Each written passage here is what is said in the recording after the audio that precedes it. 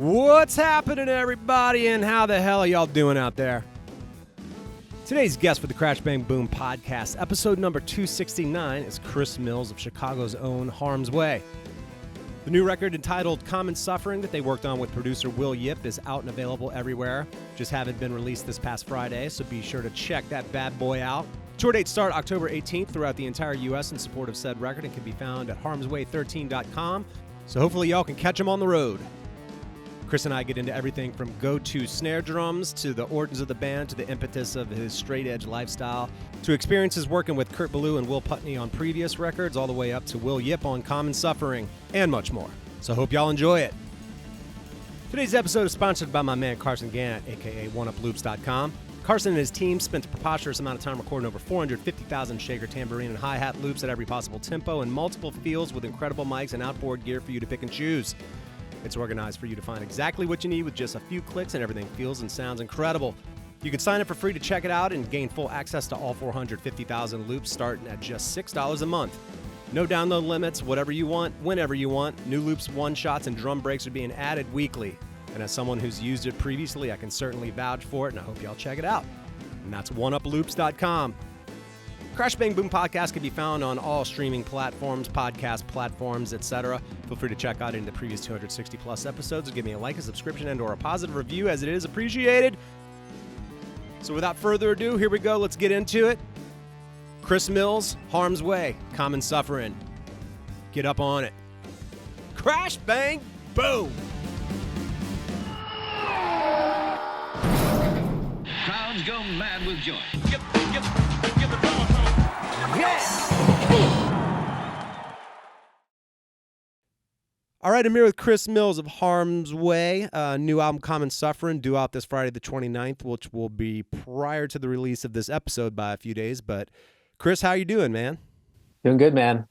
Just, making it home from work and psyched to be here. Right on, man. Well, tell me a little bit about the writing and recording and ultimate release of this new record. It's crazy to think we recorded this album a little over a year ago. So we spent last summer in kind of like two different blocks. We recorded it in Philadelphia with Will Yip at Studio 4. Okay. And the early part of the summer, we spent 2 weeks over there doing pre-production for the album, just writing some new stuff, finalizing pre-existing material. Kind of took those songs back home, sat with them some more, just really rehearsed the hell out of them. And then towards the end of the summer, we flew back, did a couple extra days of pre-production, and then spent another 2 weeks tracking the album. Gotcha. Was that a different process than the ones previously? And we can talk about sort of the engineering, mix-in, producer, et cetera, specifics of those records. But was this different in that you sort of did it in two different blocks in another state?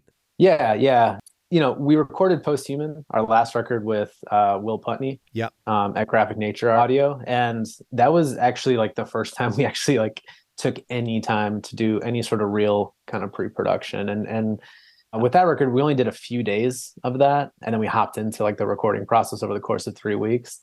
But I would say every record before that, so Rust, Isolation, No Gods, No Masters, Blinded, you name it, right? We weren't really a band that did pre-production by any means. We just wrote the songs, rehearsed the hell out of them, showed up, and recorded, so right. It was definitely a different process in terms of just how meticulous we were with the songs and how focused we were in terms of trying to look at this album as a cohesive piece of art, piece of music, and making sure we were kind of checking all the boxes and hitting all the marks with what we wanted to get out of the album. It's interesting that you did pre-production. You went to the studio that you're ultimately going to record it and did the pre-production there. Previously for me, I've done, I haven't had that many out-of-state recording experiences really, but I just demoed stuff and recorded everything that I could and fleshed out tempos and clicks and everything else prior to just sort of doing rough demos in-house, and then sort of all came to an agreement on where the song should be at a BPM level and dynamic-wise, et cetera, arrangement, and then go in. But why go to the studio to do that? Yeah, so we definitely did a lot of that too, right? We essentially took almost 2 years to write this record, and a lot of that was impacted by, of course, the pandemic. Our guitar player and our bass player Casey and Nick, like they live up in Milwaukee too. And over the course of the pandemic, we weren't really kind of getting together, Right. health concerns and all that good stuff. So, a lot of that was actually done kind of over Zoom, recording stuff. Nick and Casey would kind of like put it into Ableton. We'd kind of like send it back and forth, kind of workshop stuff, send notes. When things started to kind of start opening up again, we started kind of playing together, writing together again. And, we spent a lot of time almost like kind of stripping everything down and like writing what felt like a entirely new record, But even during that process too, like we were really leaning into writing on a computer, being able to kind of program drums, workshop stuff. So we sent Will kind of all the demos we had that were essentially programmed, right? And we wanted to use that time to actually kind of get together and play those songs with him in the room with us to really kind of get just a different set of ears on that stuff, like kind of get his opinions kind of. And some of these, like a lot of the songs we had were, maybe 70-80% done. So we really wanted to work with someone who can help like kind of flesh out that additional 20%. In addition to that, like we spent a lot of that time, I'd say, writing about 3-4 more songs for the album too, and it just, it really gave us a lot of time to just kind of get into kind of the creative process with like no other outside noise, right? Because a lot of us kind of have outside jobs, kind of outside careers, kind of stuff of that nature, so we really use that time to just almost have it be like this pilgrimage, so to speak, where we're able to just like really focus on the writing process and like getting the album where we wanted it to be. And again, with like kind of Will's set of ears, so to speak, and some of his suggestions, just kind of helping us elevate our game and helping elevate the record where we wanted it to be. Nice. So that sounds like a semi-traditional producer experience in that there was insight and sort of objective ideas and such offered in y'all going out there and presenting sort of what y'all had and y'all being open to it, which is a whole nother thing. Yeah, absolutely. And yeah, it's like I was like kind of saying earlier, like with a good chunk of our band's history, there's always been this kind of punk rock mentality, it's just like our music, we do it our way, just kind Sure. of like kind of closed off to suggestions, and I would say like, from like Posthuman on, it's just opening ourselves up to that process, right? And again, allowing the creative process to go to places where it may have not gone before. Gotcha, man. With the Rust album and signing with Death Wish, going back a few records, how was it having Kurt Ballou mix the record, and sort of how was that experience with that record? Because that one also sounds great. I'm also, in full disclosure, if anyone has listened to this podcast, they know that I'm a big fan of Kurt Ballou's records. So, I've got a lot of them.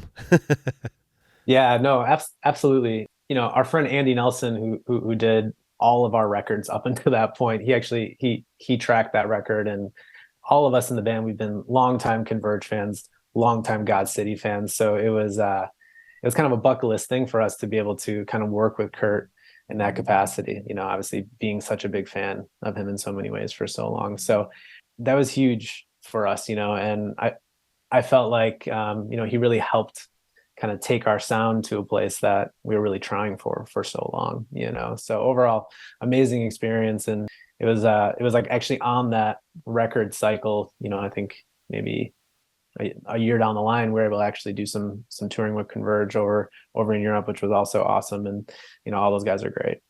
That's interesting, man. I think, in listening to sort of the discography, there's a noticeable shift in production, sort of heightened production, if you will, starting certainly with that record. And I think y'all have done a really good job of maintaining that vibe of having a big, heavy production with keeping some of the sort of live energy in it.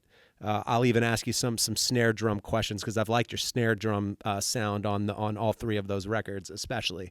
Beyond Rust, for the Posthuman record, you signed to Metal Blade and worked with Will Putney.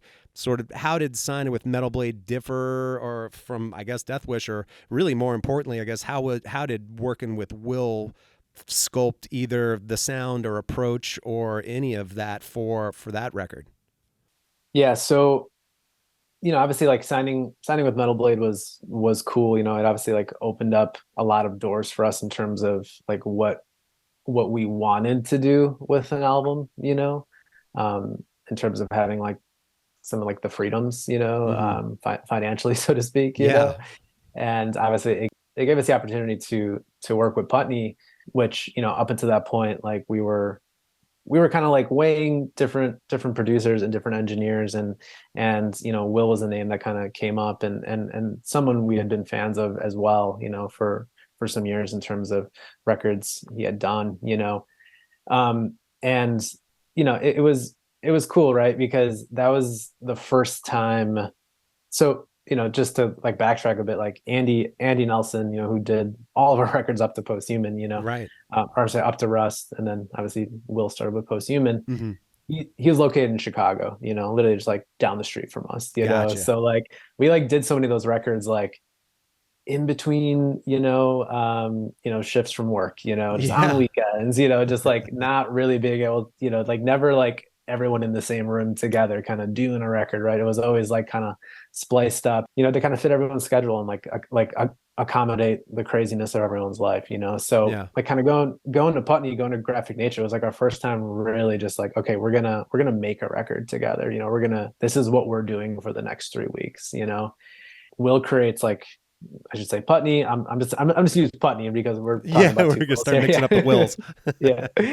Obviously like that studio, it's done, it's produced so many great records, but it's also like such a cool space to just like be in. And we were just hanging out for 3 weeks. And the primary focus was music, hanging out, maybe going to the gym at night, but just like really being with one another. And it really helped, just I think that vibe and that space just like kind of really helped craft that, like the sound and the overall product that we had with that record. And I think, as a producer as well, like Putney is incredible. I have nothing but positive things to say in terms of how he pushed us and the space he created for us to create, I should say. Yeah. It was just an amazing experience, and like we can't think of doing a record any other way now, where we are as just disjointed as we used to be Right. back in the day. Absolutely, man. I mean, when you're just if you're starting out a band, obviously you never really know where it's going to go or if it's going to dissolve, and bands are always complicated. But here y'all are, 17 some odd years later. I mean, are you surprised where it's taken you thus far? Every single day. Yeah. Every single day, Harm's Way started back in 2006 as a side project to another band we were doing at that time called Few and the Proud, which was just like a straight edge hardcore band, Hmm. and it just kind of grew out of this like idea of like, hey, like we should have James, who was playing bass in Few and the Proud at the time, sing for a band. Like that would be cool, and we literally just all like kind of swapped instruments, because I was playing guitar and Few and the Proud at the time, and I just jumped behind the drum kit and we started writing, power violin songs in the vein of, kind of Infest and Crossed Out and whatnot, Right.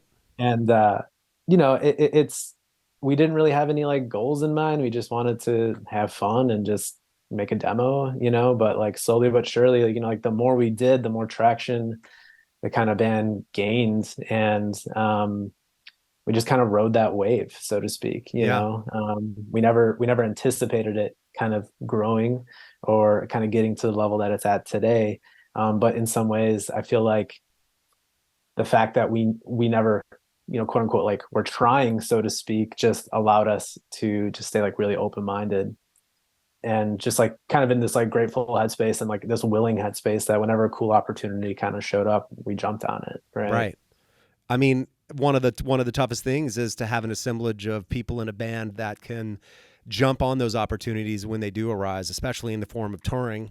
Because I mean, as I've said many times previously, it's not as if it gets easier. I mean, it just doesn't. Not only in your age, but just in life, to do that. So just to even retain a group of people in a band that can take advantage of those scenarios. I mean, that alone, it is kind of a victory in and of itself. And that's a part of why I think y'all have been able to do it, is because y'all been able to take advantage of those situations. Yeah, absolutely. And Harm's Way in a lot of ways was like never really like a linear journey, right? Like we were always doing the band while we were in, school. We always were doing the band when we were doing jobs, right? We were doing the band while I was in grad school, like, and it was always just like, we'll do shit when we can, and we'll make it happen when we can, and if we can make it work, we'll make it work, and it was like around the time, after we signed to Death Wish and Blinded came out, then Rust came out. I was like finishing grad school at that time, and it's just like opportunity after opportunity after opportunity. Right. And I was just kind of like, all right, like fuck it, let's try to do something with this, And that was shit, man. That was like back in 2015, right? And here we are in 2023, and we're kind of able to do this band in far more of a full-time capacity than we would have ever imagined. That's crazy. What did you go to grad school for? So I went to grad school for social work. I'm a therapist. I work in addiction and mental health. So I've been able to kind of balance the two for a while. Obviously, over the course of the pandemic, my life was pretty insane. Oh yeah. Kind of working full time and doing that, like keeping my clinical practice going. I've always been able to do Harm's Way as well, as it's been such a big part of my life. Awesome, man. It's when I think about, you mentioned, I think, power violence sort of early on, some of those influences, et cetera. It's one of those phrases or subgenres, subgenres that I was really not aware of until I saw the Locust live, not knowing who they were, being completely shocked by how outrageous and just insane everything that they did was. And then sort of in researching them, hearing this power violence thing, and I was like, is that what that is? And then I realized, well, they were influenced by it, but then there were some of the bands, like even you mentioned, it's, I don't know, did you ever by any chance get a chance to see the Locust live? I did not get a chance to see the Locust live.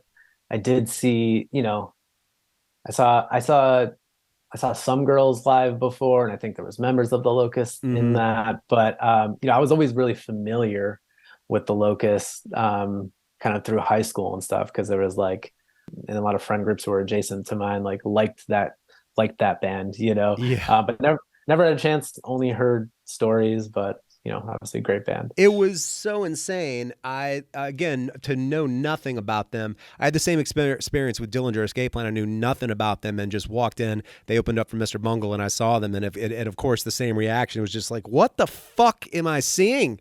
And who is this drummer? Both Gabe Serbian, rest in peace, and Chris Penny at the time for Dillinger Escape Plan.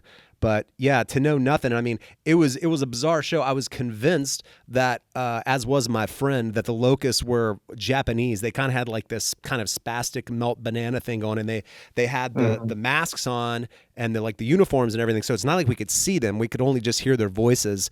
And we were just like, I guess this is like some crazy spazzy band, with a bunch of wild Japanese guys. Gabe Serbian stepped away from his drum set after just playing crazy blast beats with cymbal catches and vomited, and then got back on. And I was like, are they? I didn't understand any. I was like, there was no precedent for it. I did not understand what the fuck I was seeing. So yeah. I feel like, if that's your introduction to power violence, you're going to be really taken back by it for sure. It's, I mean, and I think that's like the amazing thing about power. And then, look, power violence is like a really hard genre to really kind of categorize. And I'm sure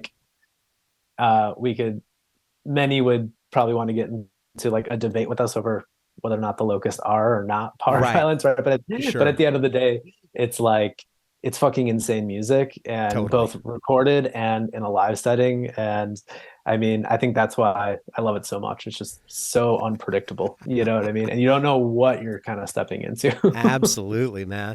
And you mentioned that the straight edge thing. It's funny, me being out of New Orleans, which is an entire city based on drinking and eating, and the main heavy band, I would say, Export, I Hate God, is one of the ones that's been consistently around forever. And those guys, clearly not a straight edge band. They kind of in many ways represent sort of the drunken decadence and of that city. So similar to power violence, which I was like, what is that? I really didn't know much about. I mean, I think when I heard Minor Threat, I heard people saying yeah, that's like a straight edge thing, and I was like, wow, what is that? It was just so not in anywhere in the stratosphere of the kind of drunken party town that is New Orleans. But at which point did that scene or that sort of ideology, or whatever you would want to call it, ethos, when did that start influencing you, I guess? It was at a pretty young age for me, and it's actually a pretty kind of personal story. I was introduced to punk, hardcore, hip hop, kind of all things cool including straight edge, like by my older brother, you know. Okay. My brother kind of introduced me to straight edge as like a form of like kind of safe passage for me, as I would probably call it. Mm-hmm. At the time, like my brother was like struggling with like a pretty bad drug addiction. Okay. And I think he, in so many ways, he wanted to show me bands like Minor Threat, Youth of Today, kind of stuff of that nature, Mm-hmm. um, in hopes that I wouldn't be like him, right? Given that we came from like the same household and struggled with a lot of the same things kind of growing up. So Right. I have like a very intimate kind of connection to kind of straight edge, you know. Right. And it was at like a pretty young age that like I kind of claimed it, quote unquote, as they Yeah. call it, as like a lifestyle. You know, I was like probably like 13, 14. Wow. And I will say, like, you know, it kind of helped me get through a lot, you know, Mm-hmm. just because of a lot of like probably like the predispositions I had growing up as a kid and stuff like that, you Sure. know. It's something I've kind of like kept up with just like over the years, as you know, it's been something that's been pretty helpful to me, something that I like respect. But I think most importantly, you know, I think as a younger kid and even as like a young adult, you know, it provided me with a lot of structure that I think I needed Right. to not kind of get like lost in the wash, so to speak. I hear you, man. In Yeah, growing up, and you grew up in like the Chicago area? I did. Yeah, yeah. Grew up, you know, in a suburb right outside, but I've been kind of in the Chicagoland area my whole life. Nice. Were there Yeah, yeah. any local bands or touring bands that came through, and drummers of those bands even that you saw at a young age that maybe gravitated you towards music and or the drum specifically? Yeah, absolutely. One of my first shows was Fugazi, actually. Yeah. You know, it's Fugazi, Shellac, and Yex at the Congress Theater. I was 13. I think I was in eighth grade at that time. Nice. I was able to watch like Brendan Canty play drums for the first time, like in a live setting. And up until that point, like I was like a really big Fugazi fan, thanks to my brother. Yeah. And seeing his style, right, Yeah, and dude. just kind of seeing it in a live setting like that, I was just like so drawn to that, and it became like a really big influence on me as like a drummer at that time, because there was just so much cool finesse to it. It was so Yeah. creative, and it just like totally helped me like reconceptualize like what punk drumming, if you want to call Fugazi a punk band, but like what punk drumming could really like look like Oh, and yeah. and be like. 100%. And I mean, I interviewed Brennan, and it was awesome talking to him. I told him that if you look out the sort of timeline of major drum influences, Ringo was a big one, and then you have like Neil Peart for maybe more technical people. You have all the jazz greats, you have funk greats, and this, that, and the other. But I told him he was kind of my Ringo as well, and fully to sort of echo what you said. Not only did he sort of change my mind about what punk drumming could be, but also Fugazi for sure. And I give zero fucks about the debate over whether they were punk or not. I don't like. It's beyond chords. They certainly had the attitude. They had, lyrically, they had all of that. Everything that punk needed without having to be confined to a particular chord structure or a Absolutely. certain beat. They could do all that. So in many ways, I would argue that they evolved punk quite possibly beyond many other bands that I could even think of. hmm So yeah, needless to say, I'm a major fan, and I'm totally with you on the Brendan Canny thing. He's so good. Yeah, yeah, no, absolutely. And I would say, if anything, all those things that you listed about Fugazi, like Yeah, make them more punk in and of themselves, agreed.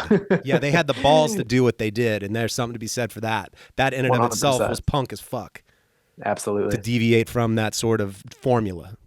Absolutely, man. Yeah. Yeah, dude. In Harm's Way, throughout the records, you've got like passages of double bass patterns and stuff. Certain sections that have some sustained double bass. Mhm. Have you gone through phases of where you've had to really focus on double bass playing, or were you able to develop sort of it with the band and when it was needed within the song? Yeah, yeah, absolutely. I Harm's Way was like really the band that forced me to learn how to play double bass. Yeah, I would say in a yeah, lot of ways. So I feel like as our sound has evolved, obviously like my drumming has evolved with that, and sure. like obviously my double bass technicality, so to speak, if you want Hmm. to call it that. So yeah, yeah, absolutely. And I think you can hear with like every record, just like some of the kind of rhythmic differences, some of the sustained kind of kick patterns, so to speak. Mm-hmm. I've kind of come with that. Right. So yeah, absolutely. Like Harm's Way has definitely like pushed me with that and kind of has made it way more part of my skill set, so to speak. Right. Necessity, as it turns out, is the mother of invention, huh? 100%. Yeah. It's a funny thing because that is another sort of derivation of sort of the punk roots that are within the hardcore thing. You wouldn't necessarily hear double bass so much within that, but everything has become sort of this amalgamation of so many influences, especially with the access to all the information in the world. Sometimes it's hard to even tell the origins of anything, and it's almost become this sort of, nebulous, almost like influentially, like some of the music that you hear. But so, for instance, if you were listening to a certain like early hardcore, I feel like you wouldn't, and especially punk for sure, you would almost never hear double bass in that. But you hear some of that, obviously. I don't know. When did that even start? Could you pinpoint like when that might have even started necessarily? Like double bass influence within hardcore? Yeah, I mean, it's hard to say, but I remember I remember hearing like bands like kind of like Judge or like the Cro-Mag, so to speak, Right. and these like these hardcore bands that had these metallic leanings just starting to incorporate Mm-hmm. aspects of like, what would be considered like metal drumming, so to speak, and Right. just starting to like kind of change the game in that sense, and I think obviously as like stuff kept evolving, like you kind of get to this, metalcore era, so to Right. speak, and it's everywhere. Totally. As a kid and as like a punk drummer, and like double bass just like wasn't in even in like my sight. There was a straight up stigma because I was playing like more rock and roll with like sort of punk leaning stuff, and if I showed up with a Mhm. double bass, people would have been like, "Get that shit out of here." Like there was a Yeah. stigma about bringing a double bass pedal on a gig. Yeah, no, for sure. If to be able to do fast doubles, right? To be Mm-hmm. able to like mimic something that would, seemingly could only be done with like a double kick pedal. Like, if you could do that, you were like badass. Right. And you kind of look at metal drummers and who playing the quote unquote like cheap beat, so to speak, or something like that, and you'd be like, oh, fuck that. I can do that with one foot. Um, but you kind of get older, you start to see like the necessity of things needing to be and sound cleaner, and you Right. start to kind of grow and evolve and start to appreciate just like the evolution of drumming, For and the sure. evolution of your own game, and shit, like it gets boring just playing the same shit all the time. Absolutely. No, you're absolutely right. At once there was a subgenre metalcore. They were identifying and recognizing that there were inherent metal influences within the hardcore sort of also subgenre, and that was the segue. So that Right. makes sense. I know, like I've seen Norma Jean multiple times. Did you ever get to see them live? Yeah, so funny enough, going back to my younger years, you know, maybe my second or third show was actually seeing Norma Jean when they were under the name Ludacris. Oh wow, you saw them Uh, when that was. I guess that. I mean, I suppose was that like new metal. That was like pre-metal. I don't know. Who knows? Fuck. yeah, crazy. Like I won these tickets to go to this like Christian hardcore show that Stretch Armstrong and like Ludacris were like, you know, both playing, right? But that was like my Wow. first. That was like kind of like my first. My first exposure to them. I think they would later become Norma Jean, down the line, so to speak. But Right. That's wild. yeah, yeah. So I did get to see them, and I was just like, "Whoa, this is insane." It was like in some of my ways, like in some ways, kind of like some of my early exposure to like kind of metalcore too. Yeah, absolutely, man. I wanted to ask you about snare drums. I've liked the snare drum sound that you've gotten on the records and in the live clips, and I've seen y'all live before. Do you have Yeah, a go-to snare that you use both in the studio and live? Is there some crossover there? What are you playing? yeah. So I play a Blackwood custom drums, like kind of like Black Beauty Rip with some diecast hoops on there. Oh, you okay? You Um, got the diecast on it. Gotcha. Yeah, yeah. And over the years, like I've kind of always played like kind of different Black Beauty rips with Same with here. different depths and like different Same kind of here. hoops and stuff like Same that. But here. like kind of brass snares have always been Black like nickel over brass. Yeah. absolutely has like always been my thing. I was like a big fan of like the Ed Rose recordings, Catskill Lottery, Hmm. Appleseed Cast, like bands like that. And I was just like, how does he get the snare sounds amazing? And lo and behold, it's just like, oh, it's just like an old Black Beauty. And I might be totally wrong on all his recordings on that, but like that's what I heard. So I was just like, that's what I'm gonna buy. And obviously the Black Beauty snare is obviously just like a household name in the world Right. of drummers, right? Right. Right. So that's like my typical like go-to. It sounds like that's what you play. I've got some as well that are sort of alternate versions of that, but still Yeah, black nickel over brass. Maybe the lugs are a little bit different, and the for rims sure. can vary, whether it's like, triple flange to, I don't know that I necessarily have die cast. That's interesting that you do, but that snare sound is close to, I mean, that's essentially what a Black Beauty sounds like tuned in that range. Yeah, yeah, totally. And for Posthuman, actually, I used a Tom Bell brass Oh, snare. wow. Do you own one? I don't own one. It's actually, yeah, it's a snare that lives at Graphic Nature with Putney. Damn. Um, which like I fell in love Yeah, of with that course you did. snare. It just like blew my mind. Yeah. I like went into recording that. I was like, yeah, I really want to use like Black Beauty all day. Yeah. And he's just like, well, how about this Tom Bell brass? And I was just like, okay. And like we did different tunings throughout the whole record, but it was like the main snare on that Damn. record. And like I totally fell in love with that. And then doing Common Suffering, used another bell. I used the bell brass, but it was actually a Blackwood bell brass. I think it was like a B20 shell, something like that. Wow. And amazing. So big fan of like bell brass. I just don't want to tour with the snare that heavy ever. I hear you, man. Yeah. So I've heard people throw around the sort of industrial phrase with your band, and I guess to my ear, I hear it more maybe in the form of segues or interludes of pre-recorded stuff with kind of crazy sounding drums, etc. But what is the industrial influence, if that is the case, that you hear sort of within your own music? Yeah, definitely. I mean, we're all big fans of obviously industrial music, and obviously being from Chicago and the whole kind of wax tracks history, it Hmm. just it's kind of like come with the territory, so to speak. Like Yeah.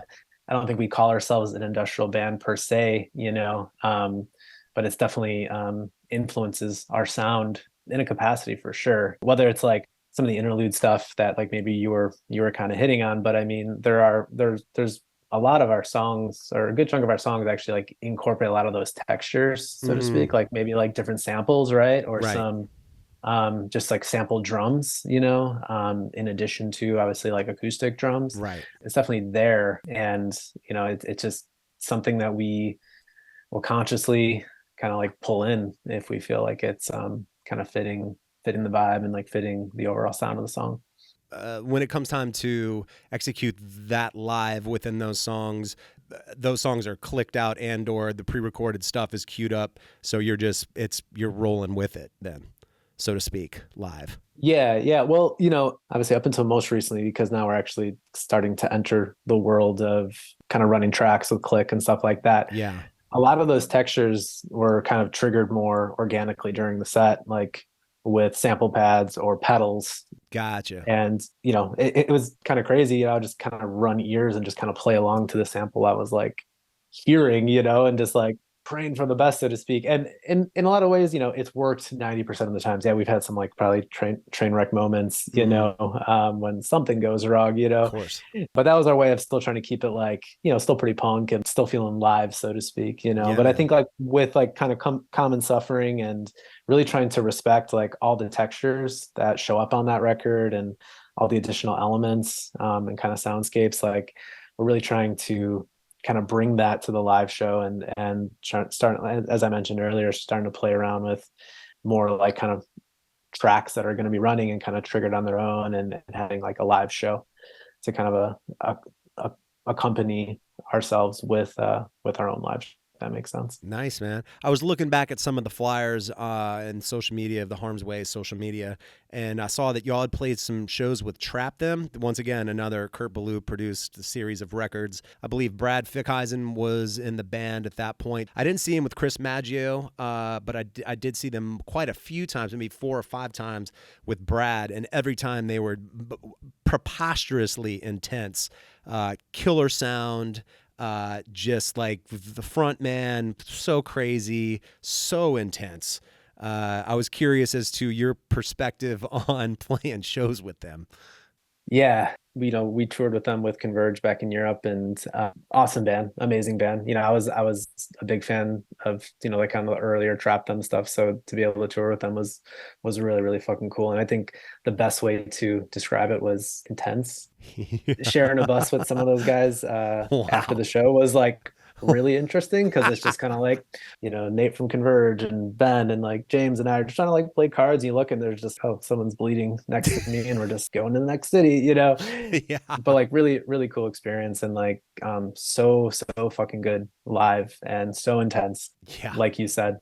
Yeah, dude. For a band in Harm's Way that consistently plays pretty crazy shows, are there any in particular where you've thought to yourselves, any other members of the band, or collectively for that matter, that the whole place was about to get the roof blown off, and or just the train was running off the tracks, for fuck's sake?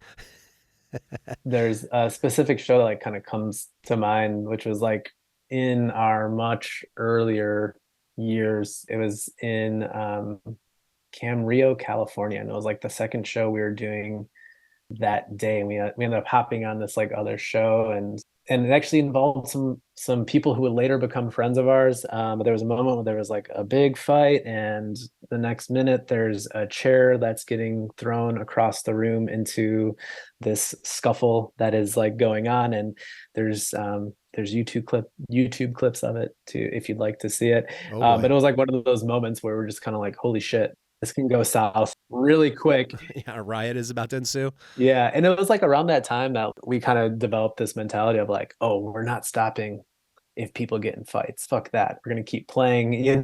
like we're here to rip, Yeah. But it was one of those moments where just like, oh, hey, maybe we should stop. There's a chair in the air right now. Right. So yeah, but I would say like since then, like our shows have obviously like kind of, I wouldn't say chilled out, but they become far more contained. Right. Yeah. It's a funny thing, because I mean, you mentioned Fugazi. I would go see him, and Ian MacKay would have those moments where he would stop the show and escort somebody out, refund them their door money, and kick them out himself if he needed to. And there's a certain segment of like the hardcore sort of scene with like the sort of crowd killing and like super violent kind of like flailing and whatnot. And I'm always like, it's funny that, and I'm not saying that is every show, but sometimes there is that element where they come out and they're clearly looking to just start kind of hitting people and just starting shit, Yeah. And like I've been to a couple of Every Time I Die shows, and there's something, I don't know if it's people from Buffalo, I don't know, hockey fan, football fan, I don't understand what happens, but I was just like, who the fuck are these guys? Why is this even happening? It's a strange thing. Yeah. But, as you're saying, like if you're playing a show, you can't be fully aware of what's going on until it probably gets so out of hand that you're like, oh shit. Yeah. From an audience member standpoint, I'm always like, what? Why is that? It's a bizarre thing to me. I don't get it, but I'm 47. I have kids, and I go to shows, but I'm certainly not moshing anymore. I can't get fucking injured.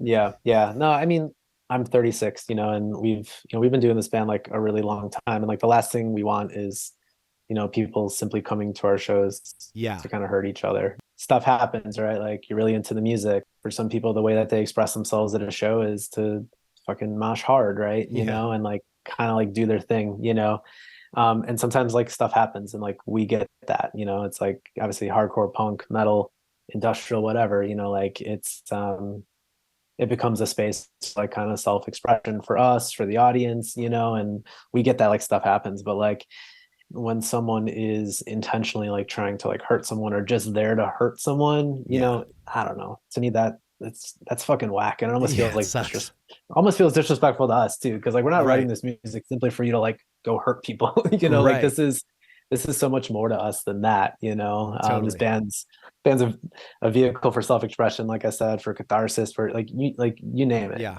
At the end of the day, you just hope people are there to like obviously do their thing, but also like respect themselves and others, while they're there. So Right on, man. Well, yeah. touring wise, what do y'all have coming up? I know y'all announced something. Y'all are doing a full U.S. run. Yeah. So October 18th, we leave for a full US run supporting Common Suffering, Nice. our new LP. And we'll be going out with Fleshwater, Ingrown, and Jive Bomb. Okay. So that'll be full US, kind of start in the Midwest, going east, heading west, and then cutting back across and then in Chicago. Sounds good, man. I've got an alter. If y'all are ever looking for any comedic content, I sometimes I wake up in the night. I don't know. I think this was last night that I woke up thinking about this, but I was thinking about your vocalist James. If at any point y'all want to do a sort of a comedic skit for him, I think it would be absolutely hilarious to see him baking cupcakes. Baking cupcakes. Yeah, wearing an apron and making like little pink cupcakes. He the man likes to cook, and he definitely had a baking phase in college at one point where he was like baking cakes and making like protein cakes and stuff like that. So I wouldn't put it past him. Oh my God, that's hilarious. But how long have y'all known each other? Shit, I've known Bo, our guitar player, like we go way back, like we were like middle school friends. Oh wow. One of our first bands ever, actually our first band ever was together. It was just kind of doing like punk covers and shit. And then we would later do like our first actual band together called Double Cross, which was like high school, 15, 16. Of course. We would meet James around that same time, like 16, 17, just from starting to go to like Chicago hardcore shows and stuff. Wow. We met James through our friend John Caution, who was kind of like our first friend in the proper Chicago hardcore scene. And we just all kind of started hanging out from there. And later we would just start doing bands, and, we've all kind of been best friends since. Damn, dude. Small world. How about that? Absolutely. Yeah. So, I mean, it's crazy to think like, I've known James about almost 20 years now, Wow. Wild. Yeah. Wild. And 17 of those years, 18 of those years have been doing Harm's Way. So kind of wild. Yeah. Absolutely. Well, congrats on the new record. Again, it sounds great. Looking forward to seeing y'all, and good luck on the tour, man. I think it's going to be a good one. Yeah. Thanks a lot, man. I appreciate you having me tonight, and hopefully I'll see you in Atlanta. Absolutely. All right, everybody, thanks for tuning in. Hope y'all enjoyed the episode. Thanks to Chris for hanging, and congrats to Harm's Way on the new record and upcoming tour.